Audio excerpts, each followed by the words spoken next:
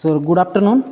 In today's session, we will discuss about the transformation ratio of single phase transformer, DMT, practical number 17.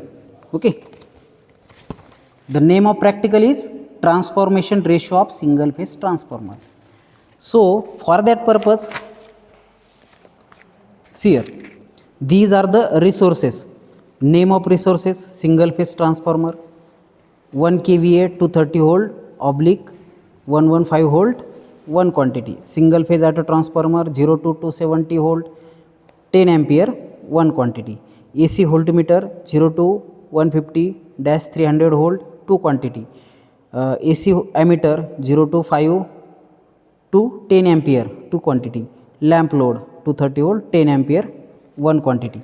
So these are the equipments, sources required. In available sources are those. This is a variac having input supply of 230 volt, and we can vary with the help of this 0 to 270 volt. So this is a AC voltmeter. We have to check primary voltage with the help of this. So DC voltmeter of 500 rating, that means 0 to 500. Then this is a ammeter of range 1.5 ampere. Again AC or DC both can be checked with the help of this. Then secondary side, a voltmeter of 0 to 500 volt and ammeter of 0 to 1.5 ampere. Okay. And this is a 1 kVA single phase transformer having primary voltage of 230 volt, and secondary we can step down 50%, then 86.6%, and this is a full load voltage, secondary voltage 115 volt. So in this practical we have to check this parameter: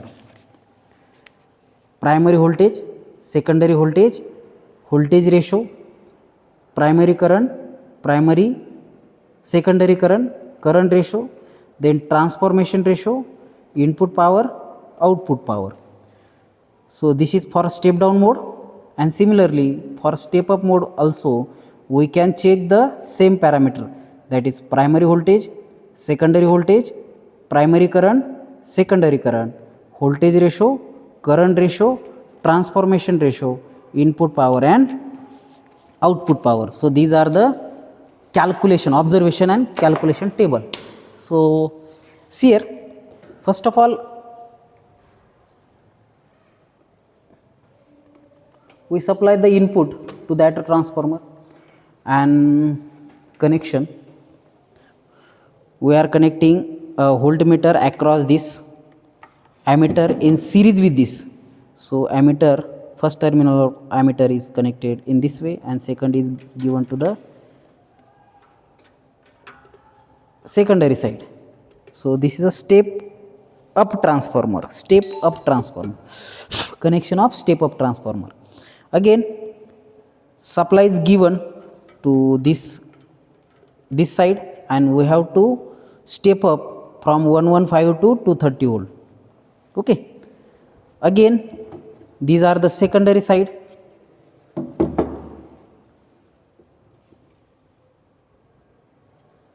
So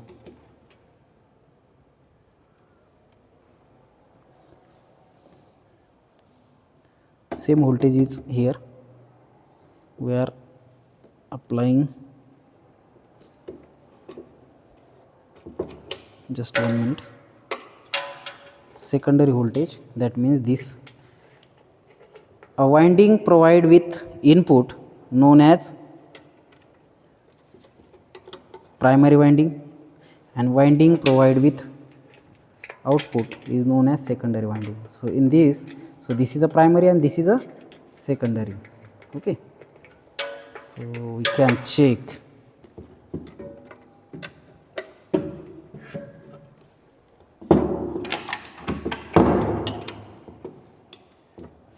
Okay. So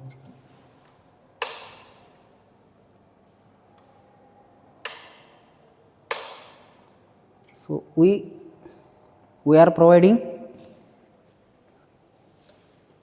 40 volt as a input, only 40 volt as input. Okay, so this is a step up transformer. V1 is a 40 volt and V2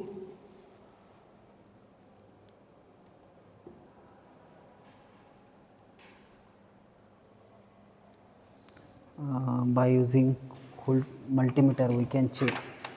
Come here. Huh? Come here. Take this. AC कर.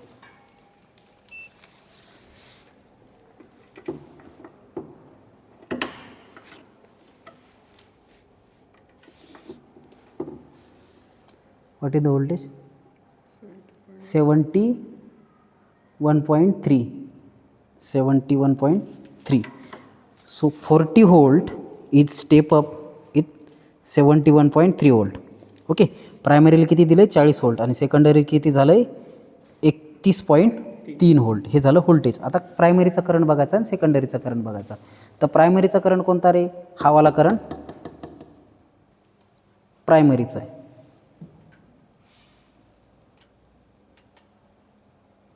तर voltage काय झालं? Step up झालं. मग current काय होणार आहे? Step down होणार आहे. तर हा करंट कोणता येईल? सेकंडरीचा current. Okay, voltage step up झालं आहे. तर करंट काय येईल बघा. एकच मिनिट हा.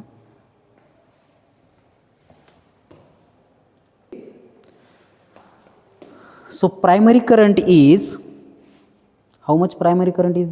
So this is a primary and this is a secondary. Primary current is this. How much primary current is this? Approximately 1.23. 1.23 ampere. And what is secondary current? Secondary current is 0.48. See here voltage is step up from 40 to 71.3. Voltage step up होतं आहे आणि current इथं काय होतं आहे? Step down होतं आहे. Current इथं काय होतो?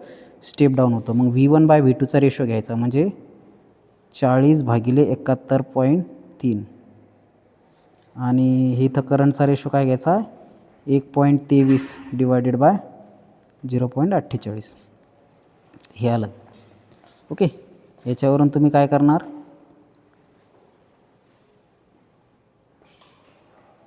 तर आता ही इथं काय करणार? हे रेशो घे रे. 40/43 71.3.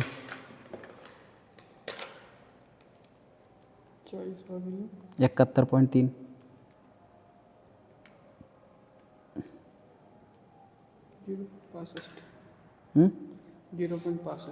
0.65. ओके, स्टेप अपचं आहे. ओके, मग आता याचा 71.3 डिवायडेड बाय 4 कर बरं. 71.3 डिवायडेड बाय 40 डिवायडेड बाय 40.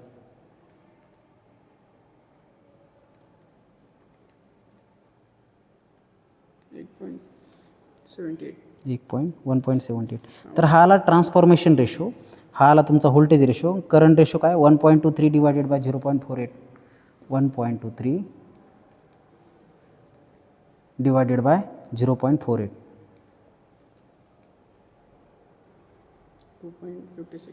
2.56. तर आता हे झालं पहिली रीडिंग. ओके, व्होल्टेज आलं इनपुट. तर आता तुम्हाला माहिती आहे V1 I1 40 गुणिले 1.23 कर बरं. 40 गुणिले 1.23 49.2. तर ही इनपुट साईड आहे. V1 I1 काय असतं? इनपुट. V1 I1 input. आता V2 I2 कर.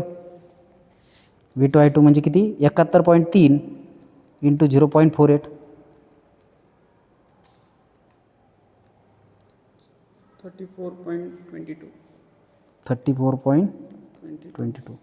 तर ॲप्रॉक्सिमेटली सेमच पाहिजे, पण याच्यामध्ये तफावत येते. ठीक आहे, आपलं कॅल्क्युलेशनमध्ये काहीतरी एरर असेल ॲमीटरमध्ये किंवा याच्यामध्ये. चला दुसरी रीडिंग घेऊ. हे समजलं? तर पुन्हा एकदा सांगतो. प्रायमरीचं व्होल्टेज घेतलं, सेकंडरीचं व्होल्टेज घेतलं, हे स्टेप अप केलं आहे. करंट मात्र काय होईल? स्टेप डाऊन होईल. व्होल्टेज रेशो काढला V1/V2, करंट रेशो काढला I1/I2, ट्रान्सफॉर्मेशन रेशो घेतला V2/V1, आणि इनपुट पॉवर काय असते? V1I1, आणि आउटपुट पॉवर काय असते? V2I2. सिमिलरली आता एक दुसरी रीडिंग घेऊ. ओके, दुसरी रीडिंग कितीवर घ्यायची आपल्याला? 50 व्होल्टवर. दुसरी रीडिंग कितीवर घ्यायची?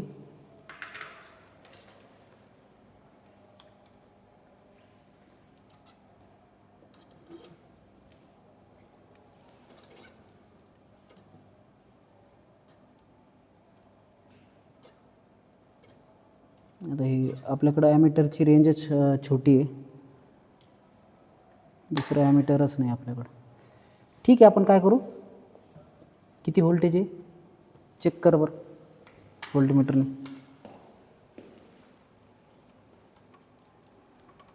एक काम करू आपण, हे व्होल्टेज पुन्हा कमी करू आपण,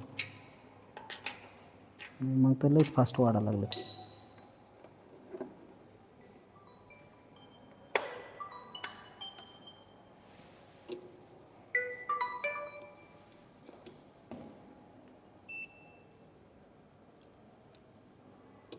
46. ठीक आहे, तर प्रायमरी व्होल्टेज किती घेतलं? 45 घेऊ आपण. 45 व्होल्ट घेतलं प्रायमरी. सेकंडरी किती आलं याच्यात चेक कर. चल,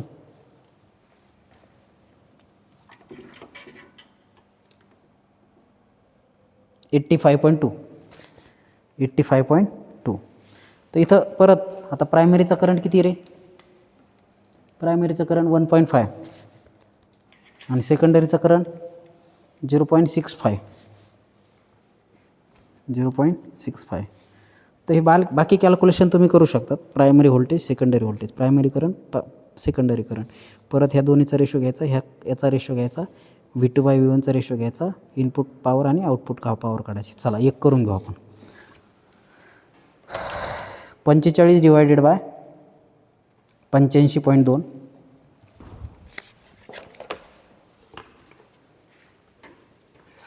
0.528. हां, चला त्याच्यानंतर 1.5 डिवायडेड बाय 0.65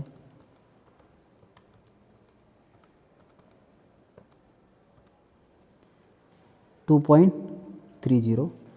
त्याच्यानंतर 85.2 डिवायडेड बाय 45.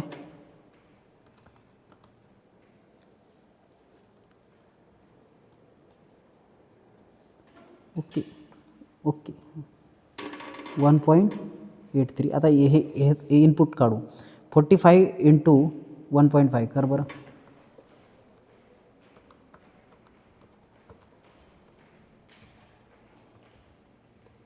किती? 67.5 इनपुट. आता आउटपुट काढ. 85.2 × 0.65.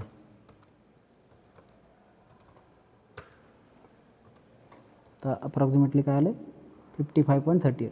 ॲक्च्युली हे दोन्ही सेम यायला पाहिजे. इनपुट पॉवर आणि आउटपुट पॉवर सेम येते. ठीक आहे, काही आपल्या साईडने जे एरर असतील त्याच्यामुळं ते कमी येते. तर हे आलं स्टेप अप मोडसाठी. ओके, आपण काय केलं? व्होल्टेजला स्टेप अप केलं. ओके, त्याच पद्धतीने आपण स्टेप डाऊन जर केलं तरी पण आपल्याला याच पद्धतीच्या रीडिंग येतील. तर स्टेप डाऊनला काय करायचं आहे? हे टर्मिनल फक्त काय करायचं? आता हे पहा, आपण काय केलं? हे व्होल्टेज इथं दिलं आणि हे स्टेप अप केलं. आता आपल्याला काय करायचं आहे? हे टर्मिनल इकडं द्यायचे आणि स्टेप डाऊन करायचे. काय करायचं आहे? स्टेप डाऊन करायचं आहे. सप्लाय बंद करा, स्टेप डाऊन करायचं आहे.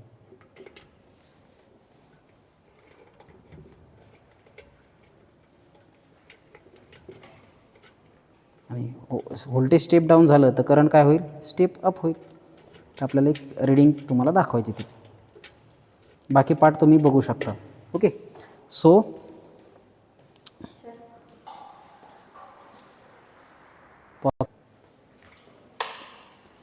तर बघा, आता आपल्याला काय करायचं आहे? स्टेप डाऊन करायचं आहे. ओके, स्टेप डाऊन करायचं म्हणजे इनपुट सप्लाय किती दिला आपण? समजा 100 व्होल्टचा इनपुट दिला. किती? ते पहा 200 व्होल्टचा इनपुट दिला. इनपुट सप्लाय इथं दिसतं आहे आपल्याला 200 व्होल्टचा इनपुट. तर आपण काय करू, 250 व्होल्टचा इनपुट देऊ. ओके, 230 व्होल्टचा, 230 व्होल्टचा इनपुट. आणि इथं ह्या साईडला बघा 230 व्होल्टला आपण काय केलं आहे, 100 व्होल्टमध्ये स्टेप डाऊन केलं आहे. तुमचा करंट मात्र इथं काय होईल, 0.9 आहे. आणि इथं बघा व्होल्टेज काय केलं आपण, स्टेप डाऊन केलं आहे. तर करंट मात्र स्टेप अप झाला. इथला करंट 0.8 आहे आणि इथला करंट 1 अँपिअर आहे. तर करंट स्टेप अप झाला. ओके, तर करंट स्टेप अप झाला. तर आपण याला करंटला आपण व्हॅरी करू शकतो. व्होल्टेज स्टेप डाऊन झालं म्हणजेच करंट स्टेप अप झाला. ओके, तर एक रीडिंग घेऊ आपण याची. बघा सिरियल नंबर 1, V1 किती आहे रे, 230 व्होल्ट. V2 किती आहे रे, 100, चेक कर मल्टीमीटरने. आता इथं 110 आहे ते दिसतंय. हे टर्मिनल इथं टाक.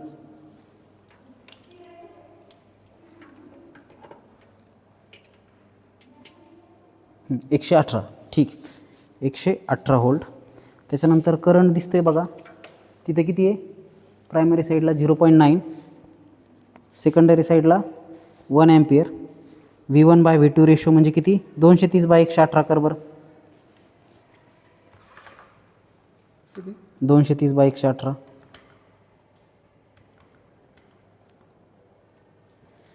1.94 आलं. त्याच्यानंतर 0.9 डिवायडेड बाय 1 म्हणजे किती येईल, 0.9च येईल. ओके, त्याच्यानंतर V2/V1 म्हणजे 118/230 कर. हे ट्रान्सफॉर्मेशन रेशो आला 0.513. त्याच्यानंतर primary voltage 230 into 0.9 into 230 into 0.9, 207 आलं. त्याच्यानंतर सेकंडरी 118 इंटू 1 म्हणजे 118. ओके, सेकंडरी 118 इंटू 1 म्हणजे 118.